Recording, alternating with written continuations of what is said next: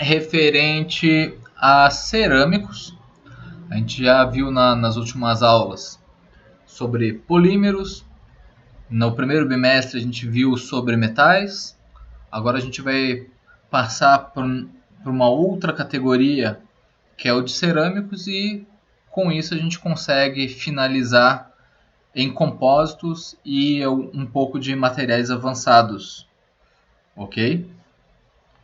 Então hoje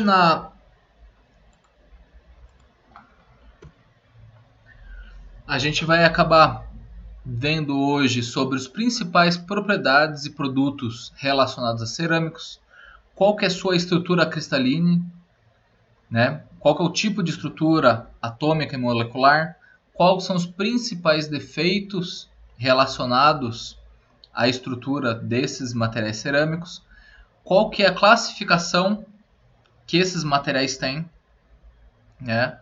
Como consequência, ali a gente vai se aprofundar um pouco mais sobre vidros, que é um tipo de cerâmico, né? Quais são as características, processamento e tratamento térmico. Também vamos ver um pouco sobre materiais cristalinos cerâmicos, né? Quais são os processos de fabricação relacionados a esse tipo de material, assim como queima, sinterização e a microestrutura. Por fim, a gente vai se aprofundar um pouquinho e fazer uma discussão sobre cerâmicas de alto desempenho, que são cerâmicos específicos para aplicações não convencionais. Ok? Então, falando sobre cerâmicos e já relembrando um pouco lá do início que a gente tinha visto sobre os tipos de elementos, né, que cada classificação de material tinha e qual que era o principal tipo de ligação atômica que esses materiais eram caracterizados. A gente se lembra que os metais eram caracterizados por elementos, por serem compostos por elementos metálicos com ligação metálica. Já os polímeros, a gente viu que em sua maioria é composto, a sua composição é baseada em materiais não metálicos, aí vale o mnemônico CHONS, né, que é carbono, hidrogênio, oxigênio, nitrogênio, enxofre e cloro, né? São os principais elementos não metálicos, que em polímeros a gente viu que a sua formulação acaba implicando em estruturas atômicas grandes, né? Que tem uma repetição de um átomo ou de um mero, que a gente consegue fazer uma analogia com células unitárias, que é o menor grupo de repetição de uma cadeia molecular. Tá? E no cerâmico a gente se lembrava que ele é composto por elementos metálicos e não metálicos, né? Com ligações iônicas em sua maioria. Tá? Então a gente consegue lembrar que os cerâmicos são caracterizados por peróxidos, óxidos, sais, entre outros tipos de materiais mistos. Tá? Então a gente, desde daquela época, no primeiro bimestre, a gente consegue relembrar aqueles conceitos, vendo assim, não, o cerâmico é caracterizado por ser um material iônico com ligações iônicas e covalentes. Tá? O que a gente consegue dizer também sobre os cerâmicos? Né? Os cerâmicos têm algumas propriedades mecânicas exclusivas. Eles têm resistência à temperatura. Por quê? Porque o seu ponto de fusão é alto. Então, primeira coisa. Segunda coisa é que a dureza, relembrando que a dureza é resistência a risco. Então, sua dureza é alta, em sua maioria. Tá? Então, é uma condição muito interessante. Normalmente os cerâmicos também são isolantes elétricos, tá? Normalmente, embora semicondutores, né, e cerâmicos semicondutores são cerâmicos, tá? Então a gente também pode recaracterizar. Eles são isolantes térmicos, isolantes elétricos, são em sua maioria, embora se a gente colocar elementos semimetálicos, a gente consegue também transformar eles em semicondutores ou até mesmo supercondutores, ok? Mas isso daí são processos específicos de cerâmicas avançadas, tá? Normalmente a gente usa cerâmicos em que situações? Quando a gente tem condições ambientais severas, tanto com pré-requisito de corrosão ou elementos químicos ou temperatura alta e baixa, tá? Então aqui só relembrando, os cerâmicos são duros e frágeis. Sendo frágeis, a gente consegue relembrar que a ductibilidade desse material é baixa. E o que é a ductibilidade? Ductibilidade é a capacidade que o material tem em deformar plasticamente. Então, o cerâmico ele não tem essa capacidade. Se ele tem a ausência de ductibilidade, ele é um material frágil. Então, é difícil enxergar num material frágil o ponto de escoamento de uma forma muito simples e também o colapso após passar esse ponto de inflexão é muito rápido. Então, é difícil enxergar quando esse tipo de material vai entrar em colapso e ter a sua ruptura, ok? Então, ao contrário dos metais são caracterizados por serem dúcteis. Já os cerâmicos, ao contrário, são materiais frágeis. Em relação aos polímeros, a gente tinha visto que a gente tem duas categorias, né? Tudo depende do nível de reticulação, né? A quantidade de ligações cruzadas que esses materiais poliméricos vão ter. Ok? Entre os cerâmicos, a gente pode dividir, dar alguns exemplos, os cerâmicos mais utilizados que a gente consegue lembrar. Então, materiais cerâmicos tradicionais entram em cerâmicos estruturais, como o tijolo, né? Louças, refratários. Né? Então, todos esses normalmente têm como matéria-prima argila. Argila, bentonita, todos esses elementos têm um fim semelhante. Tá? Até mesmo o gesso entra nesse tipo de característica. Outro exemplo que a gente tem são vidros e vidrocerâmicas, né? Que também são chamados de vitrocerâmicas. Tá?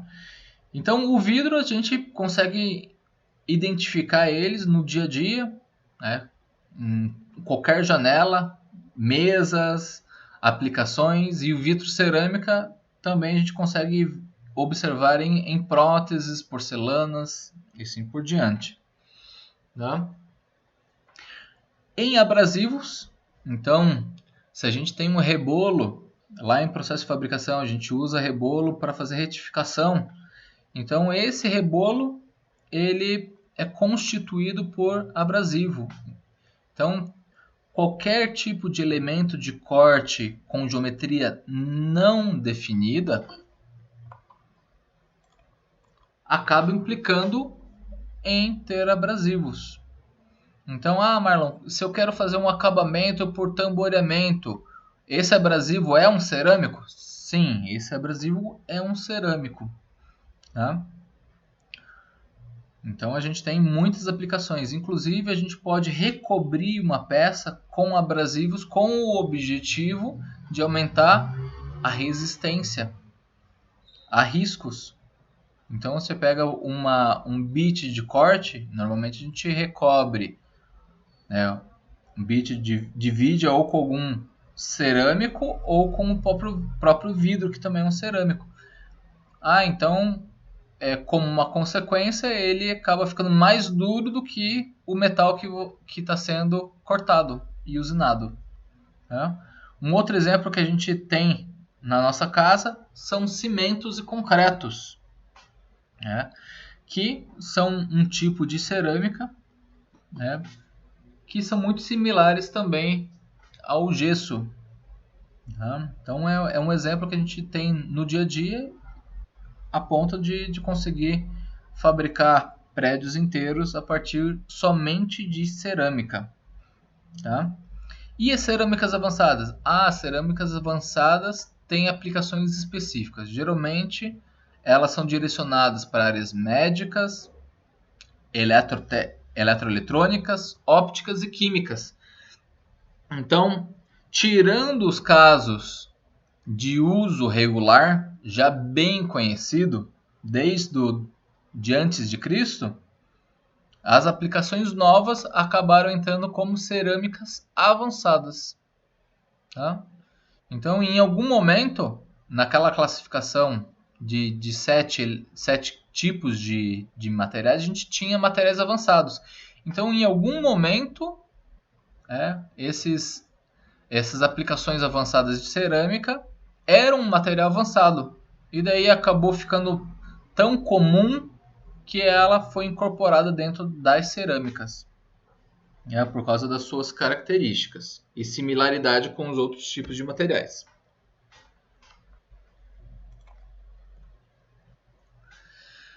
Então, sobre a estrutura de materiais cerâmicos, a gente viu lá em metais que a estrutura é baseada em cristais. Já os polímeros são materiais amorfos ou semicristalinos. Né? Então, no total, o polímero não forma cristais. Ele forma elementos que lembram cristais em alguns momentos.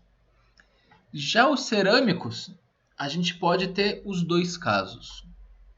A gente pode ter cerâmicos que têm cristais formados na sua estrutura e cerâmicos que são amorfos. Né? Então, o mesmo material a gente pode ter nas duas condições? Pode.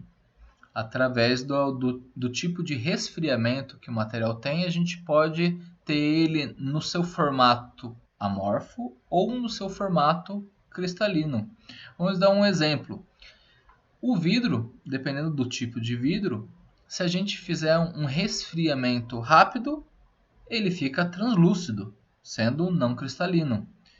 Já se a gente fizer um tipo de processo chamado ceramização, né, que é um tipo de recozimento, a gente esquenta o material e mantém nessa temperatura de ativação para que os átomos e moléculas desse material se organizem formando cristais. Com isso ele fica opaco.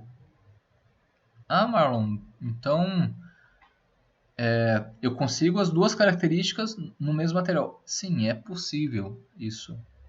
Tá?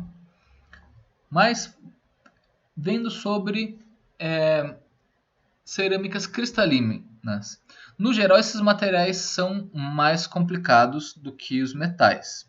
Nos metais a gente tinha algumas estruturas bem definidas, né, que a gente consegue trabalhar. Já nos sólidos cristalinos iônicos, que são os cerâmicos, a gente sempre vai trabalhar com íons e não somente com um átomo direto. Então, imagine que a gente tem uma estrutura cúbica, né? Ou, vai lá, pegando cúbica de corpo centrado. Ele é ferro, ferro, ferro, em todos os cantos e no centro. Marlon, mas e na cerâmica? Na cerâmica a gente vai ter íons. Então a gente vai ter um combinado entre os elementos metálicos e os não metálicos. Então, esse exemplo que a gente tem é um tipo de estrutura cristalina que é uma mistura, né, entre titânio, bário e oxigênio. Então, o que a gente acaba tendo? Esse tipo de material é um titanato de bário, né, uma mistura que tem bário, titânio e oxigênio, e ele é um material piezoelétrico. Marlon, o que é um material piezoelétrico? Né?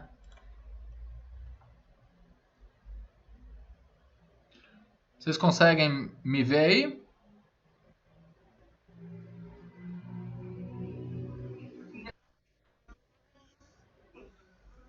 Estão?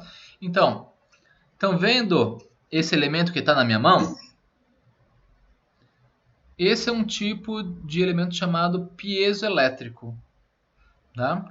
O que esse piezoelétrico tem de especial?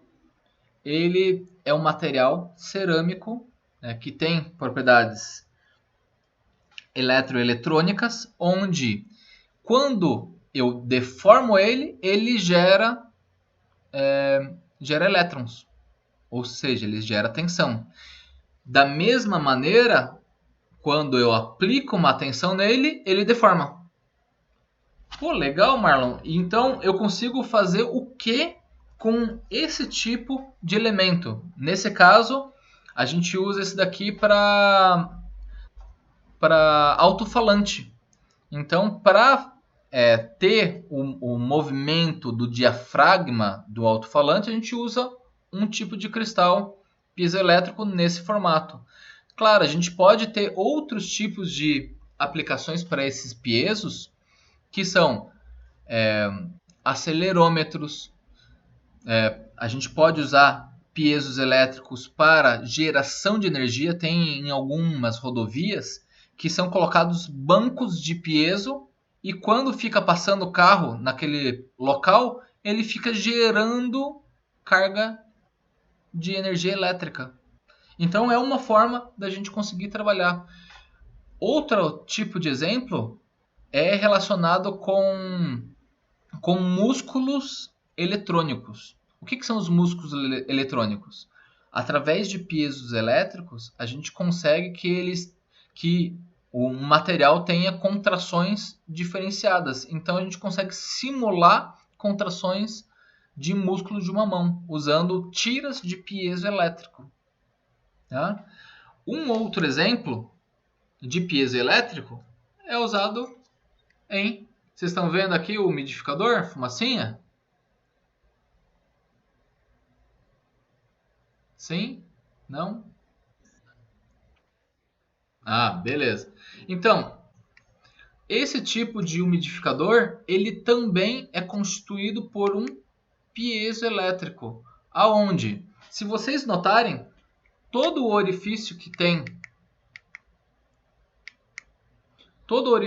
tem de saída, ele tem um cristal piezo com um furo. Então, por capilaridade, você tem um coletor que é uma esponja que absorve a água. E essa água está em contato, né, em quantidade pequena, com esse piezo. E daí, como ele fica vibrando numa frequência alta, ele acaba gerando a atomitização da água. Ou seja, você quebra, espalha as moléculas de água, que daí ficam em movimento no líquido, e você acaba deixando individualizada a molécula de água. E daí ela acaba ficando muito leve. Por isso, ele acaba gerando essa névoa. Ok?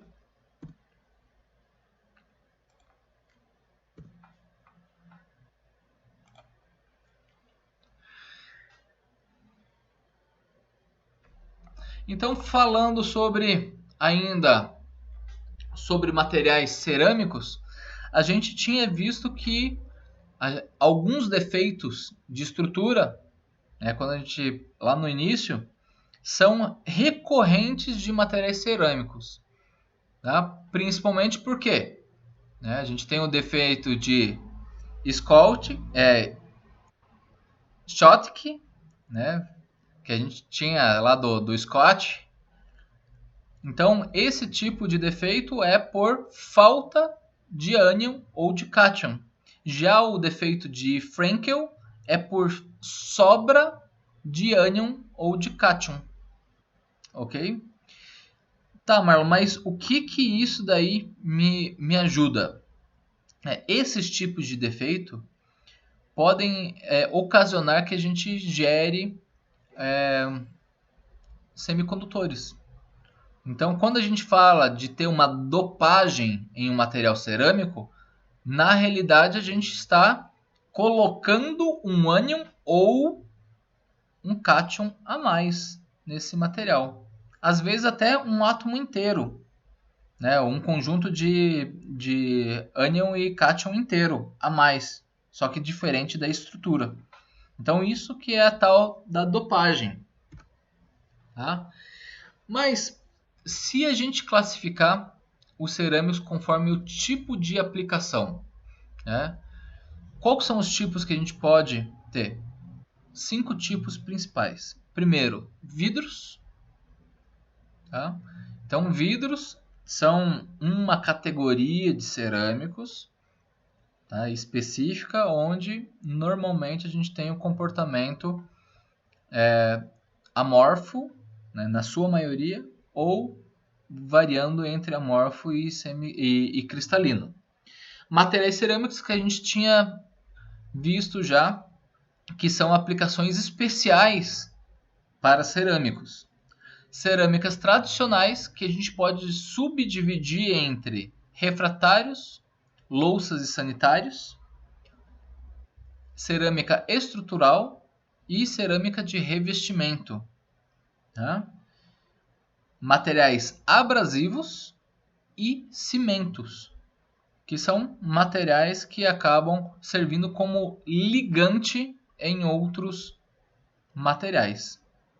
Esses daí são os cimentos. Então, o cimento não precisa ser o cimento Portland. Cimento pode ser caracterizado como gesso? Pode. Pode ser caracterizado como gesso também. Tá? E também pode ser caracterizado como cal e outros tipos de materiais que fazem a ligação entre outros tipos de elementos. Então, a ideia de cimentar é de unir dois tipos de material por criar um cerâmico intermediário. Essa é a ideia do cimento.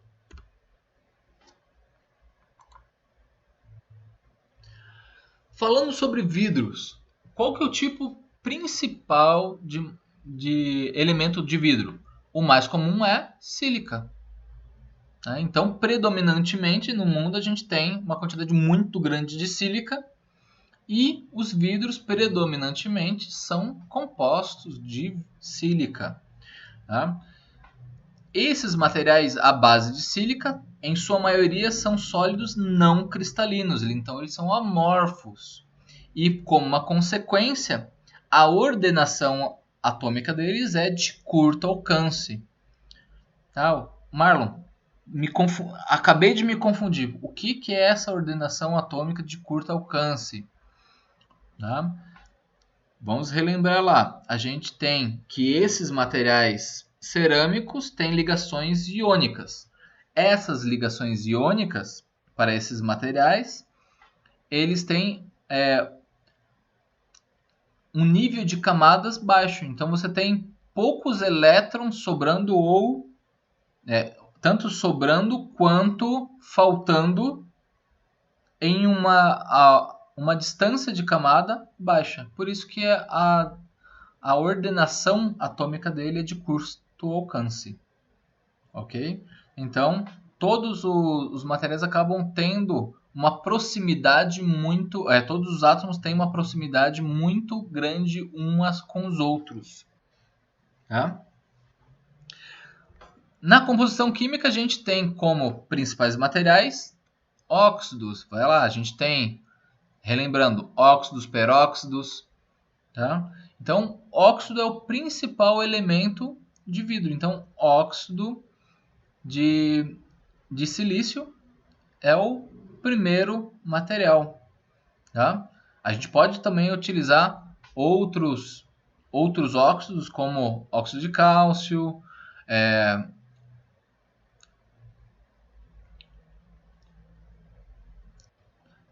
a base de alumina. A gente pode utilizar, que é o Al2O3. A gente pode usar sais também, né? Pode usar óxido de fósforo, fosfatos. Então a gente tem um grupo de óxidos e todos eles têm o potencial de virar algum tipo de cerâmica ou até mesmo vidro. Tá? Então nessa composição a gente pode ter misturas, a gente pode usar óxido de boro também, que é um tipo específico de vidro laboratorial, que ele tem uma translucidez muito alta. Tá? Então a gente consegue achar no dia a dia, a gente consegue achar esses materiais de uma forma muito simples, em embalagens, janelas, lentes, fibra de vidro. Tá? Então esses materiais costumam ser conformados e moldados a quente. Tá? É muito raro a gente conseguir ter algum tipo de fabricação que não seja moldada a quente. Tá? Ah, Marlon, mas tem o corte a jato de água. Sim, tem. É uma das formas de você conseguir gerar geometrias em vidro através de corte ou de remoção de material. Tá?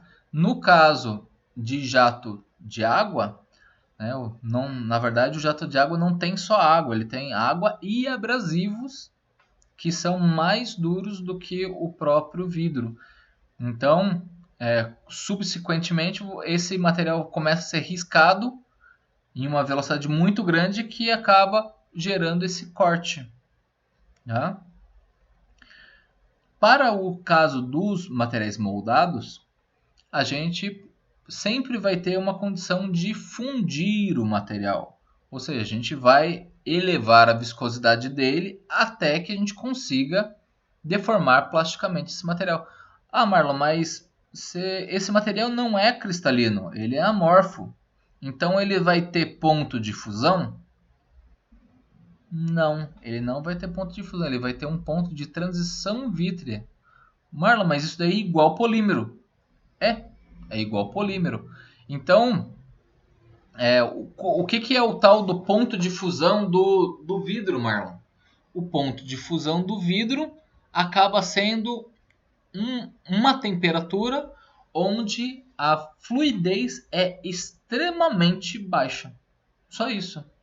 Inclusive em temperatura ambiente o vidro tem uma fluidez, né?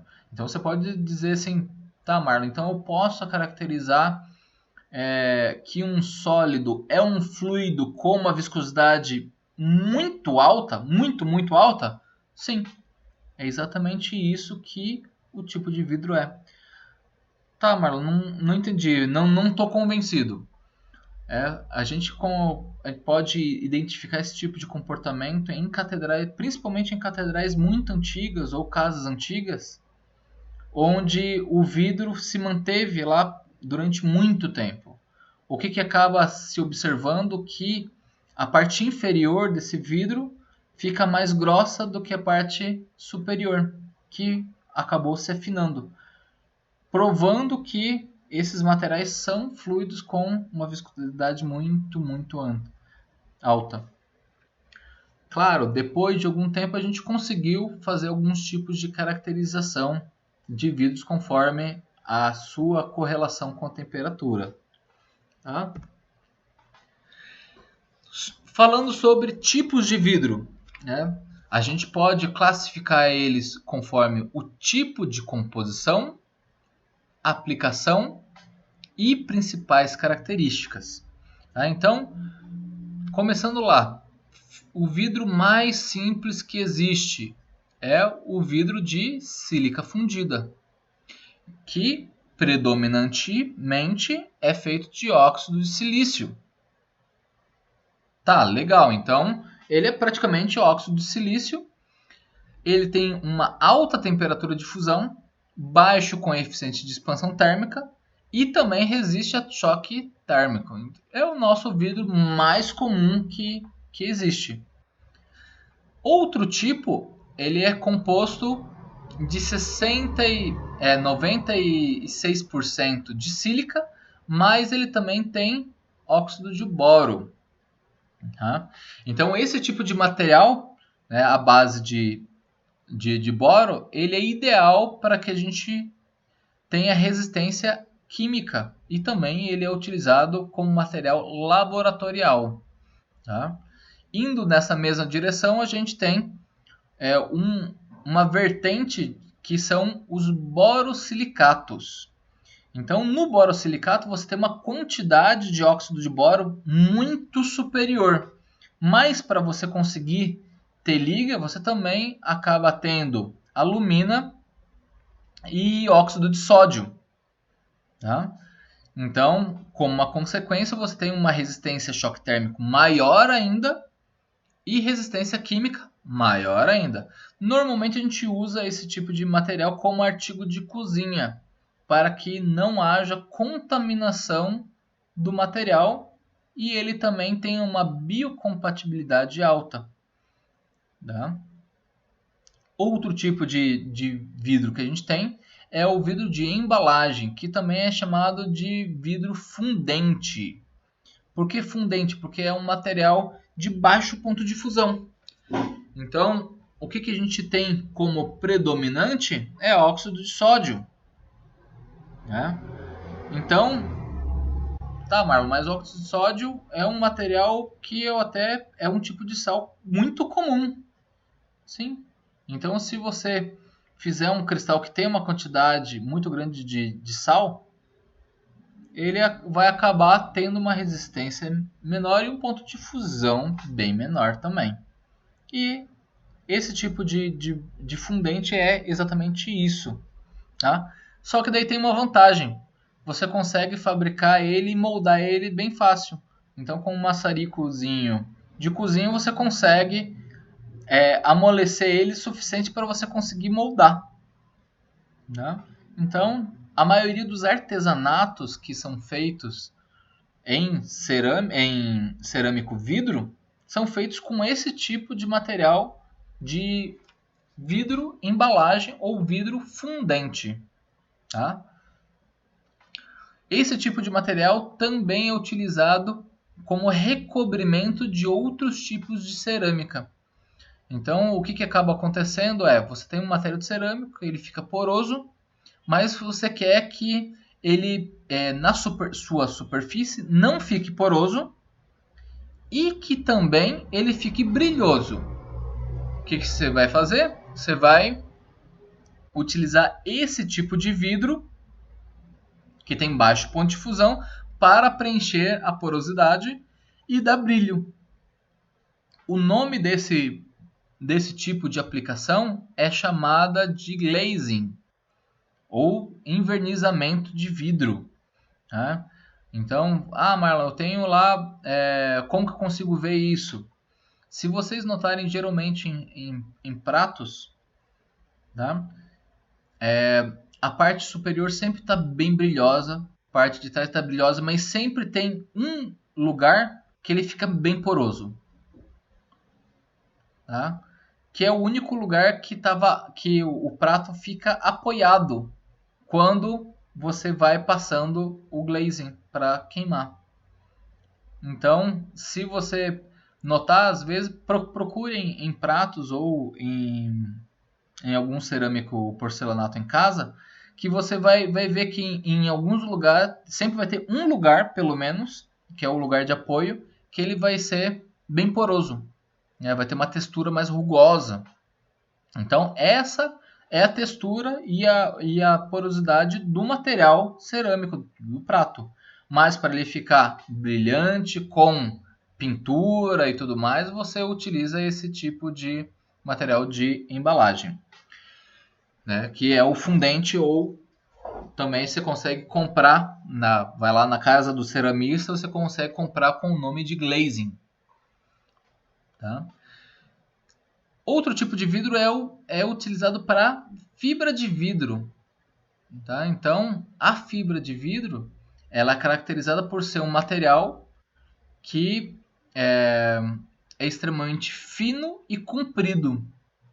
Tá? Então, ele foi um material desenvolvido para você conseguir transportar facilmente e criar compósitos, onde essa fibra de vidro, junto com um outro polímero, acaba gerando um compósito que tem características dúcteis dos plásticos e também características de resistência mecânica e dureza do vidro. Tá? Então, nesse caso, a gente tem, geralmente, para fibra de vidro, a gente tem predominantemente sílica, né? Óxido de silício, com alumina, óxido de cálcio e boro. Tá? Em muitos casos, a gente também tem óxido de magnésio em uma proporção, né? Nesse daí. Tá? Então, se você for lá na casa do silicone e quiser comprar a fibra de vidro, ela vai vir nessa formulação, que o objetivo dele é para fazer um composto polímero fibra de vidro. Tá? E o último tipo que a gente vai ver é o tipo de vidro óptico. Tá? Então, no vidro óptico, além do silício, a gente tem alguns outros tipos específicos que são o óxido de chumbo e óxido de fósforo. Tá? Então, esses tipos de elementos, eles são resistentes a choque, são também utilizados para a cozinha e também para a fabricação de óculos, lentes, por causa da sua característica óptica, ok? Como propriedade do vidro, então a gente tem como principal característica que a gente não tem cristalização. Então, esse material é amorfo. Tá? O que isso quer dizer? Que a ordenação dos íons, né, não ocorre durante o resfriamento. Então, o resfriamento é mais rápido do que os íons conseguem se reorganizar em um cristal. Lembrando que quanto mais quente o material estiver, maior energia para que os átomos podem ter para se movimentar. Então, ele mudando de fase, ficando líquido, esses átomos têm uma mobilidade grande porque tem energia para ter essa mobilidade. Quando você vai removendo essa energia, diminuindo a temperatura, normalmente eles se organizam de uma forma a gerar cristais. E nesse caso, se você resfriar rápido o suficiente, ele não vai conseguir formar esse cristal. Tá? Então, quando esse líquido, que é o vidro, aumenta a sua viscosidade, ele diminui o volume até que a sua viscosidade aumente e o material comece a virar sólido. Tá? Então, resumindo, é o que a gente tinha comentado. Se você vai removendo energia, a viscosidade aumenta. E vai aumentando até o ponto que ele vai virar o sólido. Então, o sólido pode realmente ser um fluido com viscosidade altíssima. Tá? Lembrando lá, da mesma forma que em polímeros um material amorfo não tem ponto de fusão, né, ele tem um ponto de transição vítrea, ou seja, que ele começa a mudar suas características e sua organização atômica. Tá? Então é o ponto que ele deixa de ter um comportamento de vidro e começa a ter um comportamento mais fluido. Tá? Mas não chega a virar líquido. Ok? Então, vendo aqui a diferença entre um material cristalino e um material amorfo.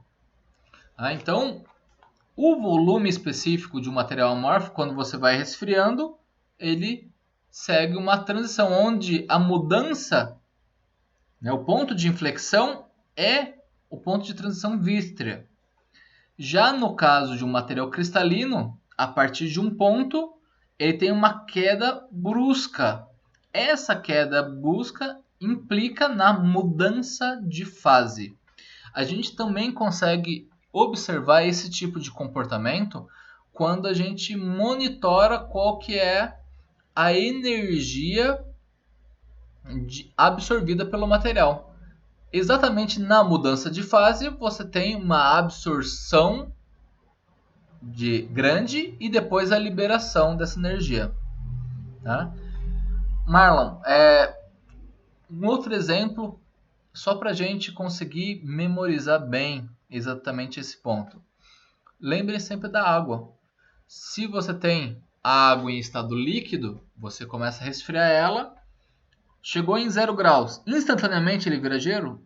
Não vira gelo. Então, a partir dos 0 graus, você ainda vai removendo energia e essa energia começa a ser liberada pelo material para conseguir trocar de fase, gerando cristal, que é o gelo, tá? Que é um tipo de cristal. Então, justamente esse pico, que também é um platô de temperatura na transição de água, caracteriza um ponto de fusão, ok? Quando o material é cristalino, ok? Se vocês notarem, o material amorfo, ele tem um comportamento muito similar, né, como estrutura, muito similar ao de um polímero, tendo estruturas aleatórias com alguns grupos bem definidos. Já um material cristalino, ele tem um comportamento de uma organização atômica mais similar à de um metal. Ok? Comparando produtos de vidro, tá? Então, a gente consegue dizer que a gente tem um ponto que é chamado ponto de deformação, né? Ou strain point, que é o ponto onde eu consigo começar a deformar o material. Então, se eu começar a aumentar a temperatura do material, ele vai diminuir a viscosidade, certo? Mas quando que eu consigo realmente fazer uma dobra, consigo deformar ele? Essa temperatura é chamada de ponto de deformação. Tá? E normalmente esse ponto de deformação gira em torno de 3 elevado a 14 poase. Tá, Marlon, o que é o tal do poase? Que é o pezinho. Tá? Então, o poase, 1 cent poase é equivalente a 1 milipascal segundo, que é uma unidade de viscosidade. Tá? Só para a gente ter como referência, o valor de 1 cent poase equivale à viscosidade da água. Tá? E um material com em torno de 3.000 centopoase tem uma viscosidade de mel. Então, só para a gente ter como referência. Aqui a gente está falando de um material com 3 elevado a 14 poase. Então, é um valor bem alto. Se deixar em centopoase, fica 3 elevado a 16 poase. Ok? Então, nesse caso, mesmo assim, né, o material ainda é praticamente um sólido, mas só que ele pode ser dobrado e manipulado. Outro ponto importante para a gente é o ponto de recozimento. Tá? Então, nesse recozimento, a gente eleva a temperatura, reduzindo e aliviando tensões. Tá? Porque muitas vezes, quando a gente, como o vidro é caracterizado por resfriamento rápido, o material interno, né, os átomos internos, estavam em transição para se organizarem em cristais. Mas como se resfriou muito rápido, não deu tempo dele se reorganizar e ele ficou amorfo. Então ele está com essa energia latente que o recozimento acaba liberando. Ou seja, você coloca energia abaixo do ponto de ativação, né, que é esse ponto de deformação, mas ainda dando energia o suficiente para que os átomos se reacomodem levemente. Tá? Então, normalmente essas tensões residuais podem ser eliminadas em um recozimento de até 15 minutos. Tá? Então, isso daí é uma situação bem interessante. A gente consegue ver que esse ponto de recozimento tá lá. Essa temperatura de recozimento, no geral, ela varia conforme o tipo de vidro. Né? Então, conforme a temperatura e viscosidade, né, do material, a gente tem qual que é essa temperatura. Normalmente, para o material mais comum que a gente tem, que é de sílica fundida, essa temperatura gira em torno de 1000 graus. Tá? Para fazer dobra. E para fazer esse recozimento, ele está em torno de 1200 graus. Tá?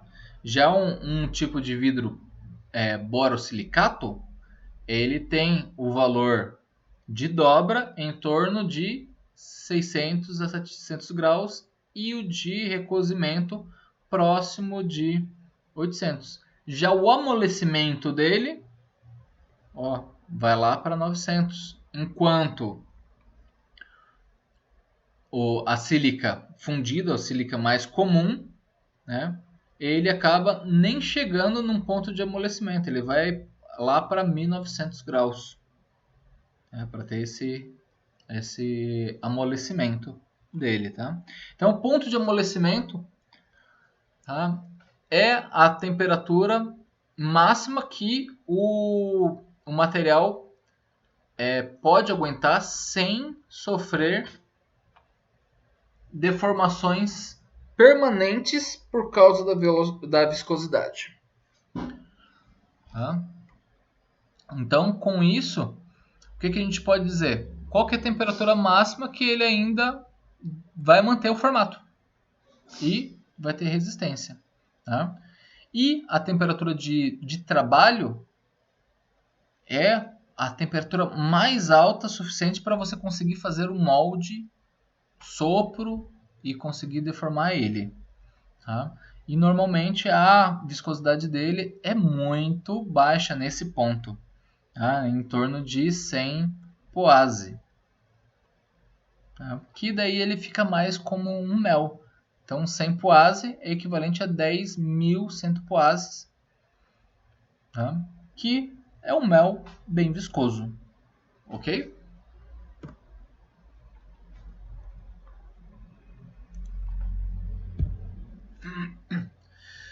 Como conformação, quais são os principais tipos de processo? Tá? Um dos processos, que é um dos mais comuns, é o de prensagem, onde você coloca ou um bloco de vidro ou algum material de vidro bem quente e depois prensa ele. Tá? Então, esse molde normalmente a gente deixa ele quente, junto com o vidro quente. Esse vidro tem que estar em que temperatura? Temperatura de trabalho. Tá? Então, ele chegando nessa temperatura de trabalho, você consegue prensar e ele vai escorrer pelas laterais. Depois, quando você remove o punção, né, de prensagem, você consegue com um pino extrator tirar a tua peça. Ok? Já num outro processo que é progressivo, você começa com a prensagem, do jeito que a gente tinha visto. Então, com um pedaço de vidro quente, com um molde quente, você punciona ele até obter um formato. Depois você tira esse material, encaixa num outro molde e esquenta esse pré-material. Tá, Marlon? Isso daí parece muito com o processo de sopro de plástico. Sim, porque é praticamente igual. A partir do momento que a gente esquenta e aplica uma pressão de ar, esse material fica mais homogêneo. Por que homogêneo? Porque a pressão é constante em todas as paredes. E, como uma consequência dessa pressão constante, ele acaba gerando um material com um formato complexo. Tá? Na sequência, a gente consegue ver a formação de vidro, de chapas de vidro ou vidros contínuos. Tá? Então, a gente tem dois tipos de métodos mais usuais para gerar chapas de vidro. Tá? Que é uma das principais matérias-primas de vidro que a gente tem hoje em dia, além dos moldados. Tá? Então, para gerar a chapa de vidro, a gente pode utilizar um processo chamado de laminação, onde você tem vidro derretido e com isso você deixa cair em rolos, que esses rolos, além de começar a esfriar o material, ele acaba garantindo e empurrando o material com uma espessura determinada. Após isso, entre esses dois rolos de laminação até os rolos de resfriamento, o material está quente, se deformando. E daí, a partir disso, você coloca ele numa esteira, passando na sequência por um processo de recozimento.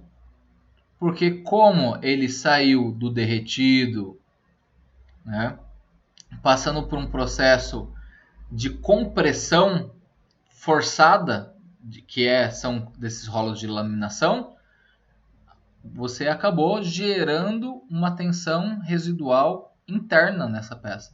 Então, o processo de recozimento vai fazer com que esse material fique reacomodado sem tensões internas. Tá?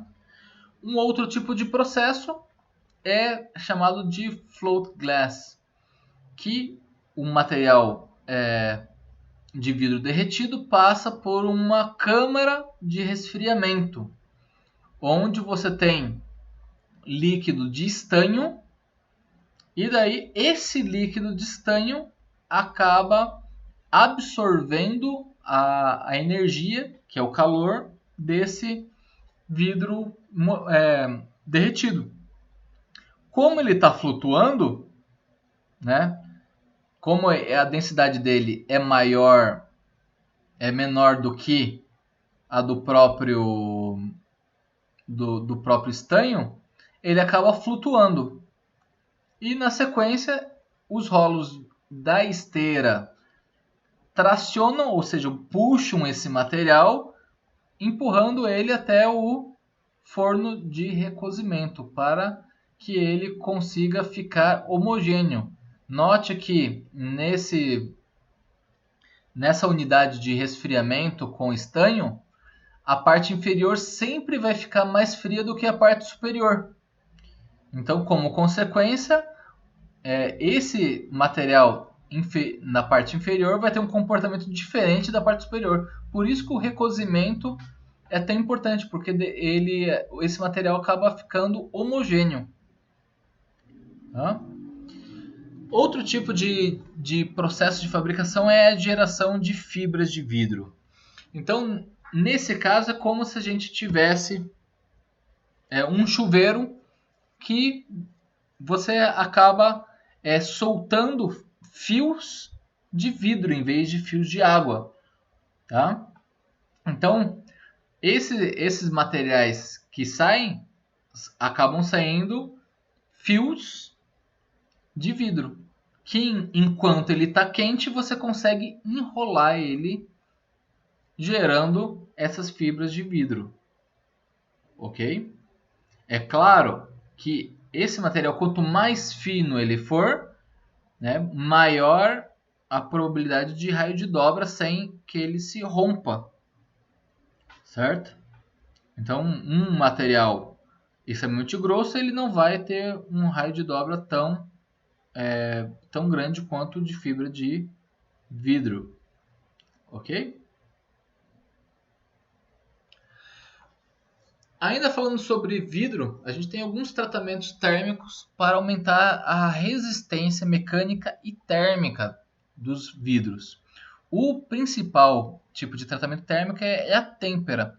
Na têmpera, né, após você tirar o material do recozimento, você faz um choque térmico. Então, o choque térmico acaba forçando com que o material da superfície, né, resfrie mais rápido do que o núcleo. Tá? Então, o crescimento dos grãos, né, ou da organização atômica do material interno vai acabar implicando em tração, porque ele ainda está mole. Imagine que a casca externa do material já está frio, então o material acaba tendo uma contração, né? E o núcleo está mole ainda. O externo, a casca, está dura, gerando contração, e o interno está mole. Como uma consequência, quando ele resfria, ele acaba gerando uma região de tração, por ter esse delay entre o resfriamento. Tá? Então, o que a gente acaba tendo nesse tipo de material, que é essa tensão superficial de compressão acaba aumentando a resistência a risco do material, enquanto o de tração acaba aumentando a resistência a impacto que esse material tem. Tá? Tá, Marlon, mas eu já vi em algum lugar que o pessoal quebra vidro temperado simplesmente colocando um maçarico num canto do vidro. Como isso é possível? Isso é possível porque quando você coloca o maçarico num canto só, você acaba quebrando essa regra só em um lado. Então, em vez de você ter compressão de um lado, tração no meio, compressão do outro lado, deixando estático, você acaba tendo com o maçarico, compressão num lado, tração, tração. Daí ele entra em colapso, tem uma diferença de dilatação grande e você tem o colapso da estrutura inteira. Ok?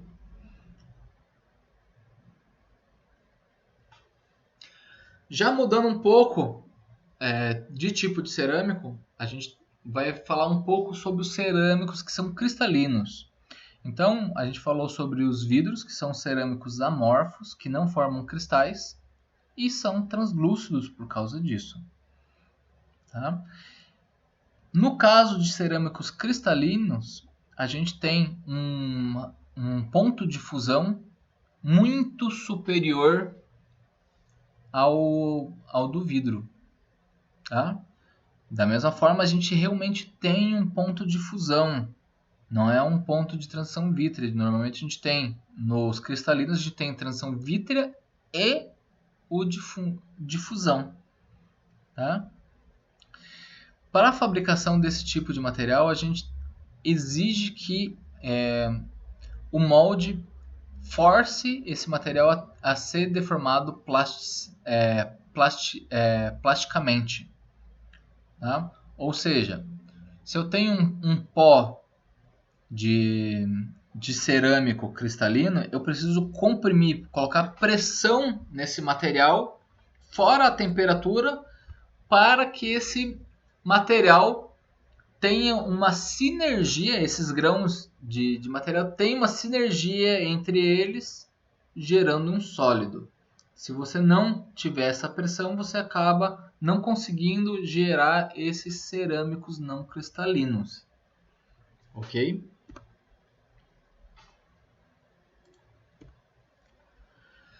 Então, o passo a passo que a gente tem para a fabricação de cerâmicos não cristalinos consiste em 6 etapas. Tá? Primeiro, a preparação da matéria-prima em pó, tá? Que pode ser ou em argila, ou bentonita, ou alumina, qualquer tipo de material que vá servir como material de cerâmico, até mesmo o gesso.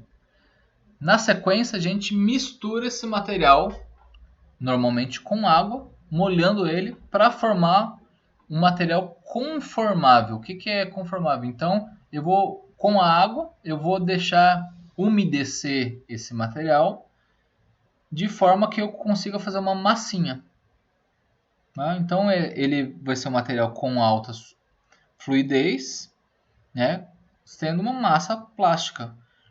Que isso daí é o que a gente vê, né, em torno cerâmico, que você tem um material de argila molhado, você tem que ficar molhando ele para que ele mantenha essa conformabilidade dele. Após ter o formato definido, a gente seca esse material, removendo a água, tá?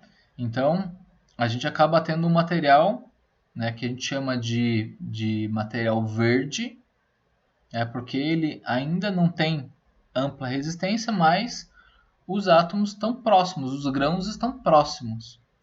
E daí a gente faz a queima desse material. Com a queima, você tira o resto de umidade que tem e compacta, dá energia o suficiente para que haja a difusão entre átomos.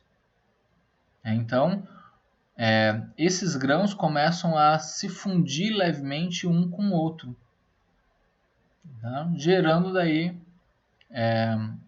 um material sólido. E por último, a gente consegue fazer um acabamento final nele quando for necessário. Tá? Na fabricação desses materiais cerâmicos, a gente pode subdividir em tipos de processo de fabricação. Tá? A gente viu lá em vidros que a gente tem prensagem, sopro, laminação e fibra. São os principais. No vidro a gente também tem alguns tipos de sinterização e moldagem, tá? Mas não é tão usual. Para os cerâmicos que são cristalinos, a gente também normalmente trabalha com eles em formato particulado, ou seja, com pó. Então, nesse caso, a gente pode trabalhar com ele prensando o pó a quente em um ponto único ou isostático. O isostático é com pressão em todas as direções possíveis, seguido de secagem e queima.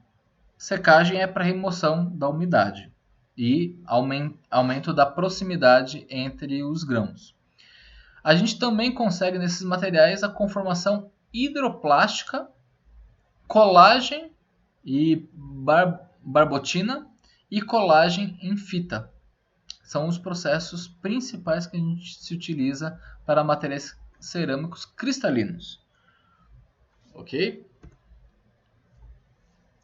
Então, o que a gente tem como principal característica? Prensagem simples, a gente costuma utilizar para pisos e azulejos. Prensagem hidrostática, a gente força com que o material tem uma pressão em várias direções e que todas as direções ele tem uma pressão única. Um exemplo disso é vela de carro. Outro exemplo disso é prótese dentária. Tá? Outro processo que a gente tem é de extrusão, onde a gente consegue obter tubos capilares, tijolos. Tá?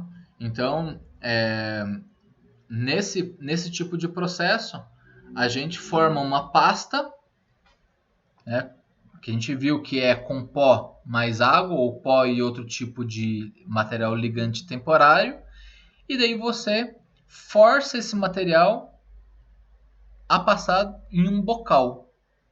Após ele passar nesse bocal, né, você consegue fazer a secagem e queima desse material.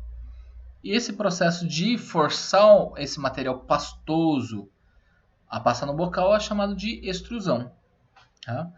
A gente também tem outro processo que é o de injeção, onde além de forçar o material em um bocal, na verdade, esse caso você força o material a preencher um molde. Tá? Normalmente a gente usa esse tipo de abordagem para peças pequenas, tá? Porque a pressão, como essa pasta tem uma viscosidade muito alta, um molde muito grande acaba sendo meio complicado. Outro tipo de abordagem é colagem de barbotina, que são os processos utilizados para sanitários, pias, vaso, artesanato. E por último a gente tem o torneamento, tá? Que a gente tem a formação de xícaras, pratos, onde a gente tem o que é o torneamento? É diferente do torneamento que a gente tem em materiais de usinagem. E nesse caso, o que a gente tem é uma mesa que tem rotação constante, que é chamado de torno, onde a gente consegue, a partir de uma massa única, começar a moldar ele em um ambiente de rotação, em um formato de rotação. Isso daí, pegando um filme bem clássico aí, o Ghost, do Outro Lado da Vida, o processo que daí o fantasma via lá a Demi Moore era justamente o processo de torneamento para fabricação de porcelana. Tá? O processo uniaxial, tá? Então você vai ter o quê? Você vai ter uma prensa onde vai conformar o pó, unindo o pó o máximo possível, e daí esse material verde, a gente chama de material verde mesmo, que é um material umedecido, ou com resina, ou com água, ou com outro elemento, compactado, é secado e posto para queimar. Tá? Outro processo é o isostático, onde a gente tem em um molde, né, uma prensa, a gente tem através de porosidade, a gente tem a compressão uniforme do material em todas as direções. Ok? Já no processo de colagem com barbotina, você acaba tendo, ele também é chamado de slip casting. Você tem um tipo de molde, tá? Que normalmente ele é poroso, tá? Então a gente pode, nesse caso, ter ou um material de outro tipo de cerâmico, ou um material de pó, né? Que pode ser até areia, ok? Com isso você invasa um líquido, que é o slip, ou barbotina, tá? E esse líquido, ele tem o quê? Ele tem água ou a resina com o nosso material cerâmico.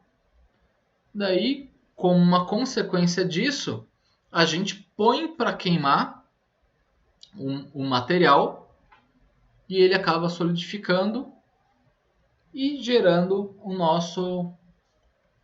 a nossa peça cerâmica. Tá, Marlon, e o molde? A gente tem dois tipos de molde. Ou a gente pode trabalhar com ele sendo permanente ou colapsável.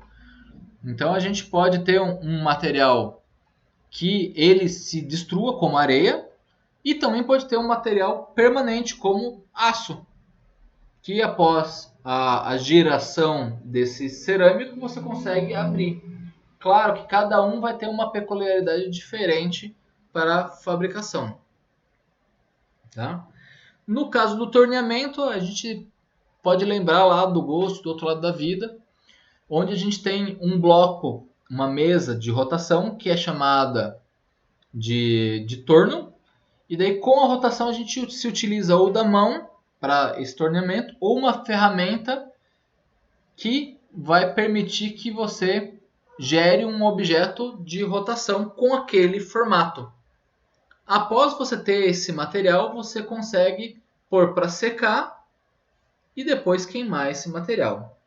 No caso de extrusão, é exatamente como se fosse uma pasta de dente, a gente tinha, ou uma seringa, onde você pressiona esse material e força com que ele passe em um bocal.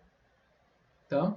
Então, com esse tipo de processo, você consegue diversos tipos de fabricação, como tijolos são fabricados com esse tipo de abordagem. Tá? O que acontece com o material no momento da secagem? Então, a gente viu lá inicialmente que a gente sempre molha o material, depois a gente seca, depois queima.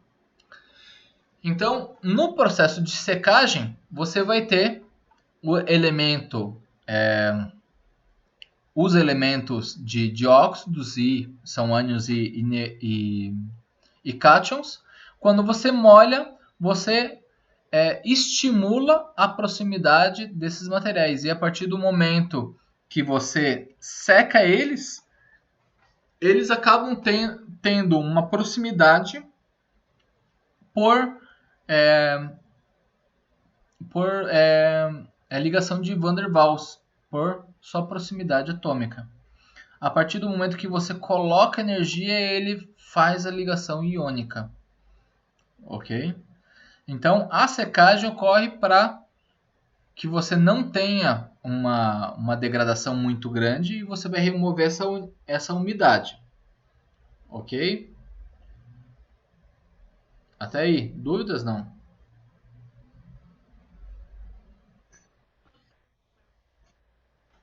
Como, Rayane? Ah, tudo certo, tá bom. Em alguns casos, tá? Quando a gente remove, o material fica extremamente poroso.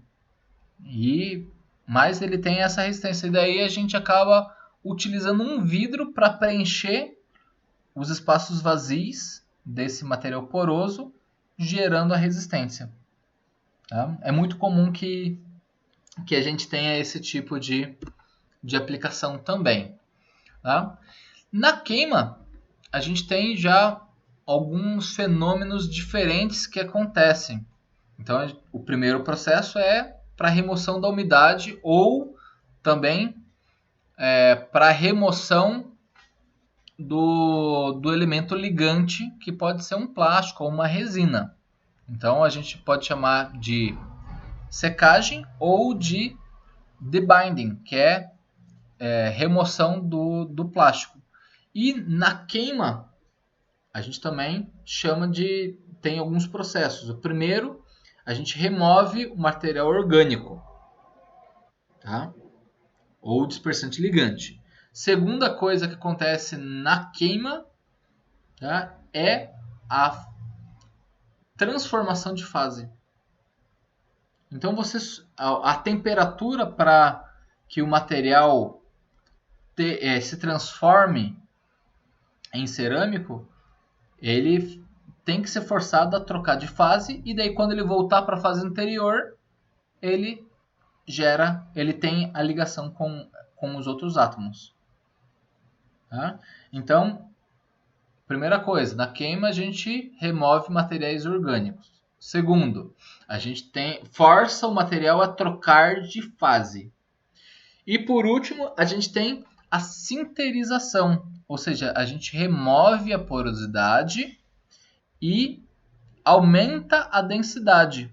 Com isso, ele diminui o volume também. Então, normalmente, esses processos acabam implicando em contração do material. Ok?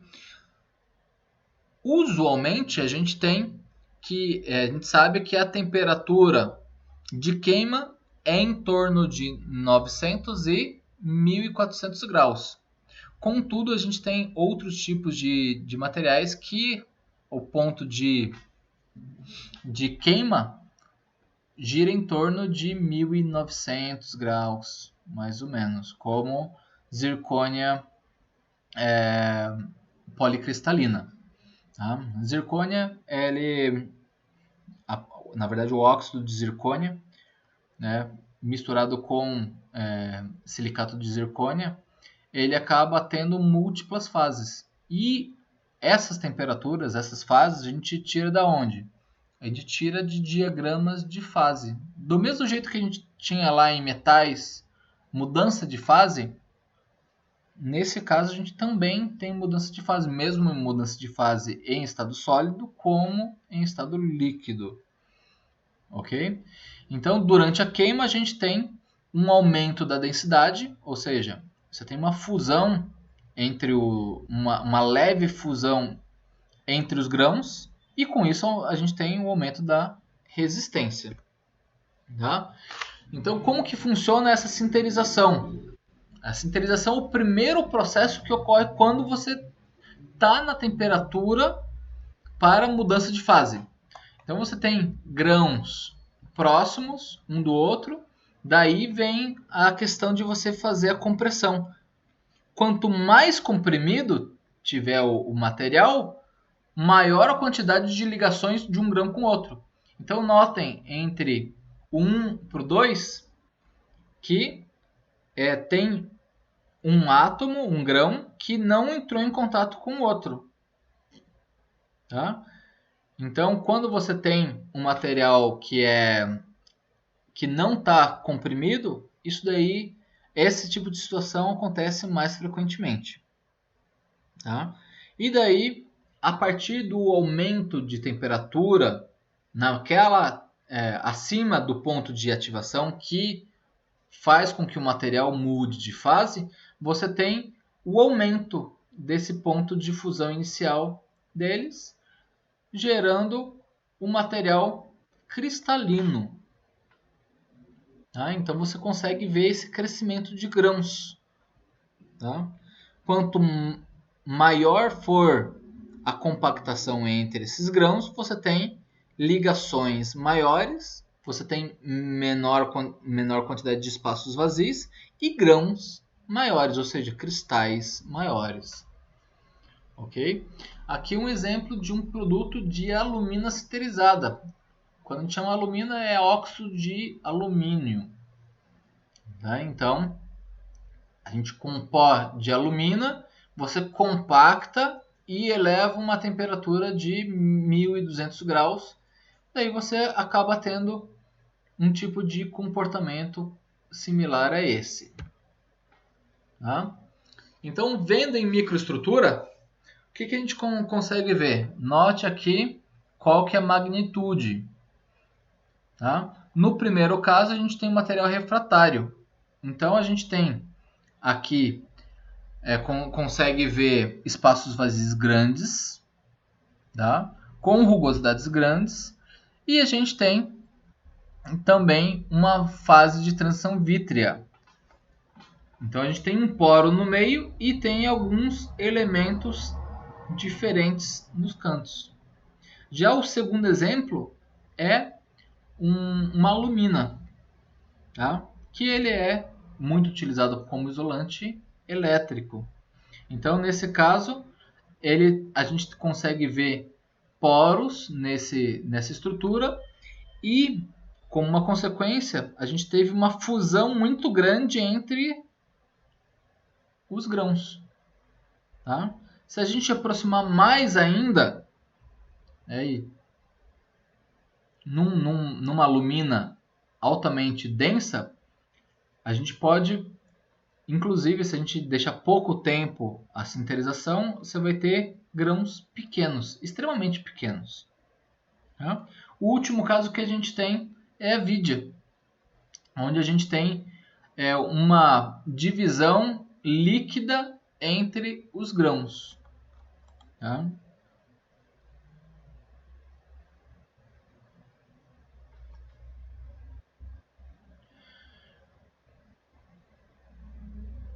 Falando sobre cerâmicas de alta tecnologia. Tá? Então, essas cerâmicas de alta tecnologia, em algum momento elas já foram chamadas de materiais avançados.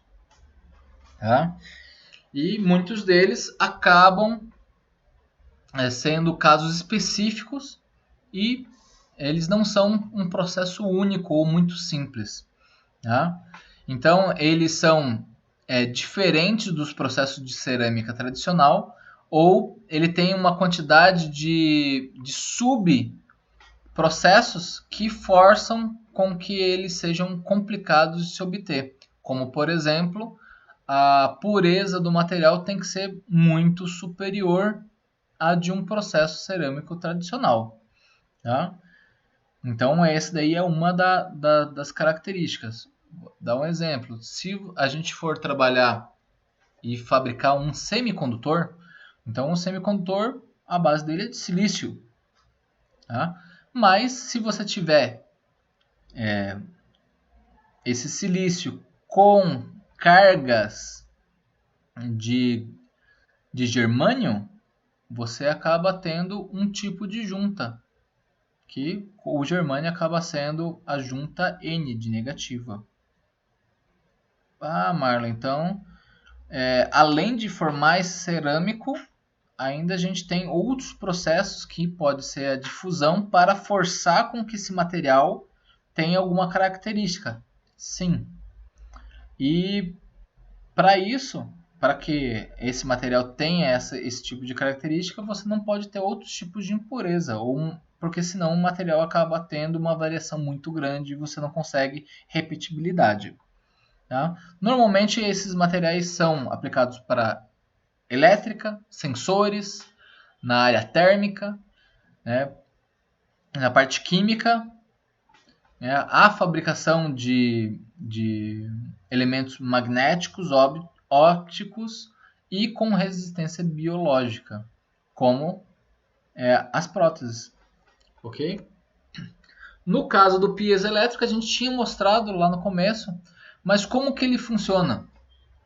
Né? Então, se a gente tiver o titanato de bário, a gente acaba tendo um tipo de elemento onde, quando eu tenho compressão, eu gero uma tensão. Ou, se eu tiver uma tensão, ele vai gerar uma compressão. Então, se eu tiver uma oscilação, eu consigo identificar, colocar no alto-falante e eu consigo gerar som. O caso reverso é a deformação que esse material vai ter vai gerar uma tensão diferente. Ok? Outro tipo de aplicação que a gente tem é para funções mecânicas específicas, principalmente por causa da resistência térmica e resistência à abrasão. É muito comum que alguns tipos de turbocompressores sejam fabricados por cerâmico, tá? Principalmente de alumínio e de nitrato de silício, né? Ou silicato de carbono. E são os principais tipos de cerâmicos usados na área metalmecânica.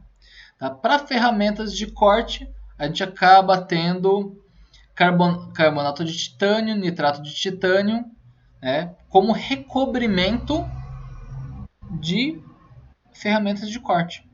Então a gente pode forçar o depósito desses materiais para que superficialmente a nossa ferramenta tenha resistência a risco e seja mais duro do que o material que ele vai cortar. Ok?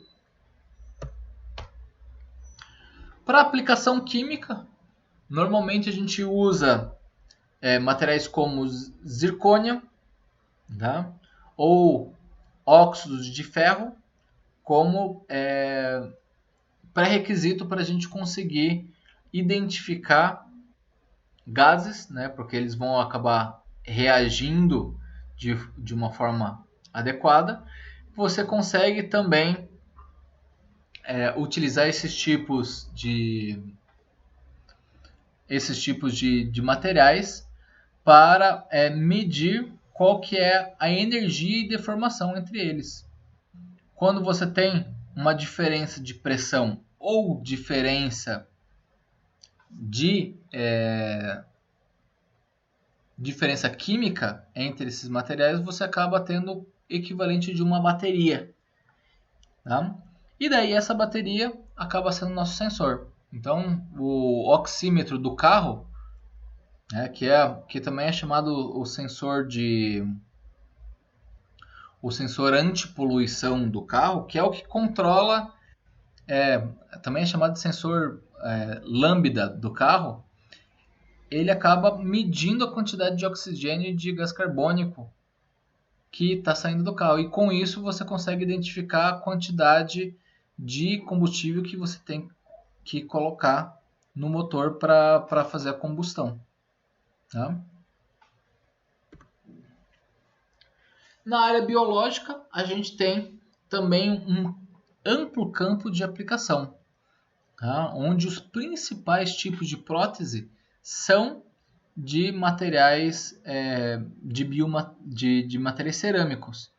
Esses materiais a gente consegue subclassificar eles em biomateriais, que a gente tinha visto lá no começo da disciplina, que os biomateriais são materiais que têm biocompatibilidade ou que são feitos de materiais biológicos.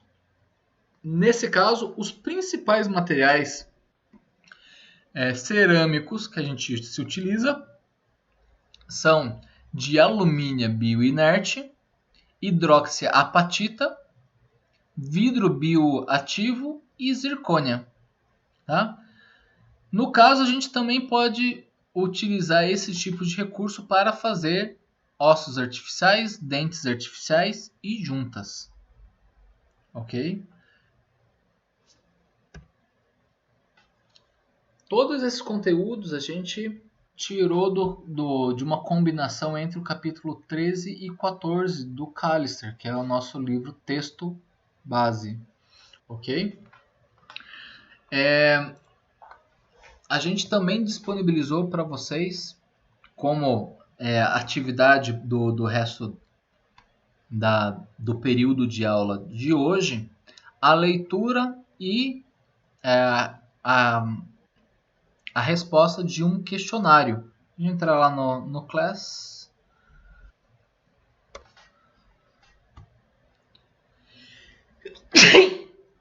Eita.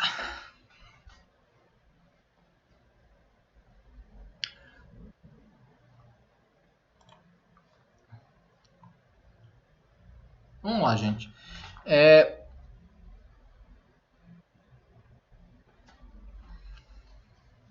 Então, o que consiste essa atividade?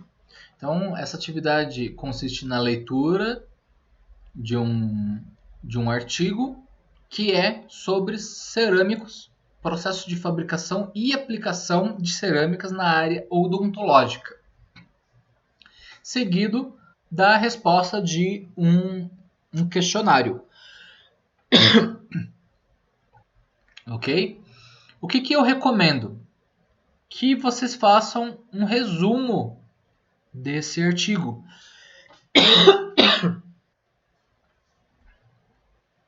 Porque as informações que tem nesse artigo são complementares ao material que a gente viu agora, tá?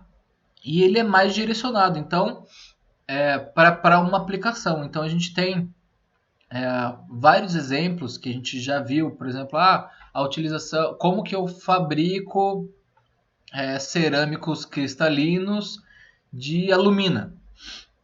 A gente viu alguns processos. Nesse caso, a gente tem outros processos mais detalhados, inclusive com valores de resistência à fratura, tá? E alguns outros tipos de método de fabricação, utilizando tecnologias de desenho 3D CAD, de usinagem CNC e planejamento de fabricação CAM, que eles chamam, nesse caso, de tecnologia CAD-CAM. Ok? Dúvidas nesse caso?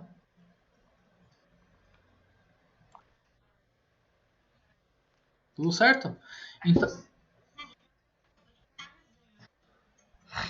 não, o meu conselho é que vocês façam uma resenha para vocês manterem consigo, tá? Porque esse material é complementar e é um material muito bom, tá? Mas não precisa entregar resenha. Nesse caso, é só para responder o formulário, ok? É só responder o formulário. Na última atividade que eu tinha passado para vocês, tinha que entregar um relatório, né? Com os defeitos e recomendações de projeto de plásticos. Nesse caso aí é só responder o formulário, ok?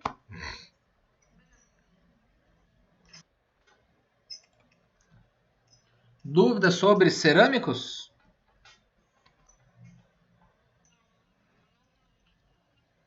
Sobre plásticos, polímeros?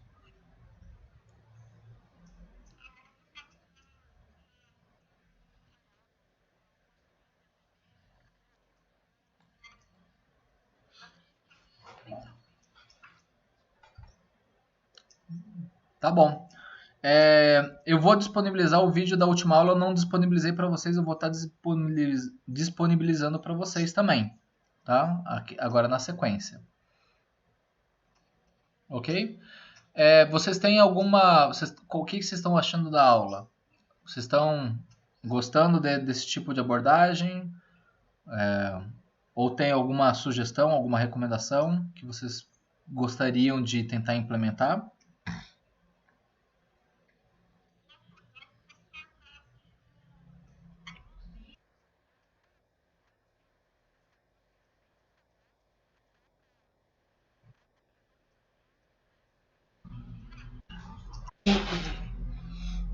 Tá. Mas os vídeos, na próxima aula a gente ainda vai tratar um pouco mais sobre cerâmico. Daí eu vou mostrar alguns processos de algumas indústrias, principalmente a Deca. Eu fui gerente lá na Deca, que é um dos principais fabricantes de louças no Brasil, tá? Junto com a Roca e tal, mas eles têm um campo muito grande de cerâmico. Aí eu vou tentar, ainda estou vendo com eles se eles liberam esse vídeo, porque daí fica fácil mostrar para vocês. Tá bom? Então, pessoal, tentem usar o restinho dessa noite para ler esse artigo e responder esse formulário. Tá? Tem 7 perguntas só, bem simples de responder, mas só que vocês precisam ler para conseguir responder essas perguntas. Ok?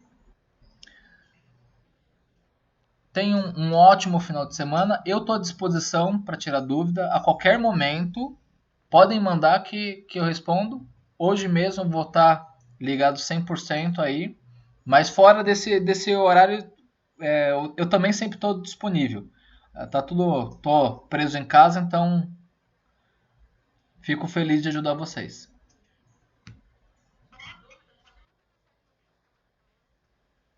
Pode mandar. A única questão por exemplo, se você mandar tarde, às vezes não é certo que eu vou ver a mensagem. Daí, quando eu ver a mensagem, eu respondo. Tá? Mas pode mandar de noite, pode mandar final de semana, não faz diferença. A única questão, se por exemplo você mandar de madrugada, eu vou responder só no outro dia. Tá bom? Fala lá, Keidon.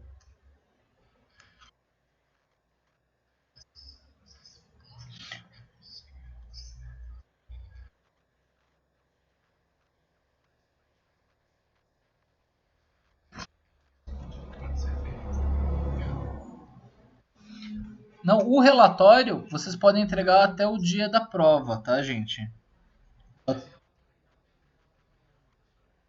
Então, tem a data para entregar, mas como eu sempre falo para vocês, eu não vou fechar.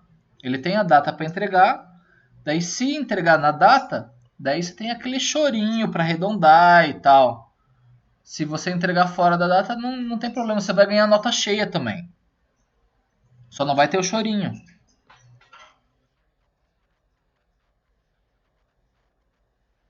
Pode mandar se tiver dúvida. E daí eu falo, é muito melhor que vocês mandem, discutam comigo, que eu tô à disposição de vocês, gente.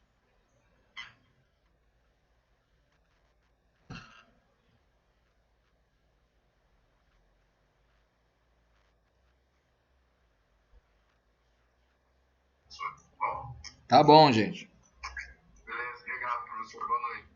Boa noite, hein, gente. Abraço, tenha um ótimo final de semana, hein? Tchau, tchau.